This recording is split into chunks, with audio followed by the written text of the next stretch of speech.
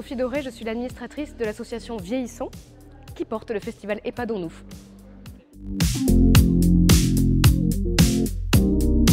Donc on a reçu le trophée d'initiative culture et lien social et pour nous c'est une reconnaissance du festival Epadons-nous qui est le premier festival itinérant en maison de retraite.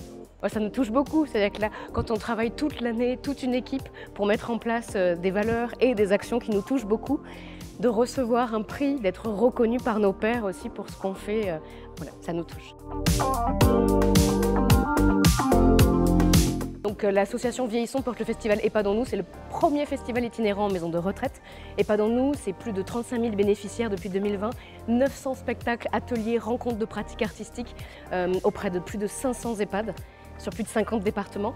Donc on est en phase d'essaimage sur le territoire national. Aujourd'hui, on a 3 régions bien implantées, c'est l'Occitanie, l'Île-de-France, PACA, donc on était vraiment touchés de pouvoir être ici. PACA a commencé en 2024 et 2025 dans les Alpes-Maritimes. Dès 2026, du coup, je vous le dis en scoop, c'est la région Aura et la région Normandie qui va recevoir le festival Epadons-nous. Alors le contexte, ça a été pendant le confinement, c'est Adélaïde Panager, donc pianiste classique, et Mathieu Faure, qui est directeur de projet au ministère de la Santé, qui travaillait à l'époque à la fondation I2ML. Ils ont souhaité relier les demandes, les problématiques dans leurs demandes professionnelles, à savoir du coup d'une part les résidents et les soignants isolés, et d'autre part les artistes empêchés de jouer. Alors, beaucoup de perspectives pour le festival Epadons-nous et pour l'association qui porte aussi d'autres actions culturelles au sein des maisons de retraite.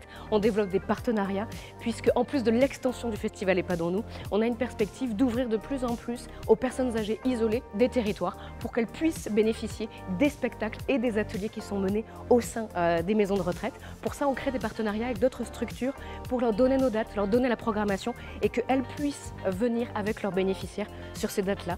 Donc voilà, à ceux qui pourraient regarder ceci, venez à nos dates, elles sont là pour vous aussi.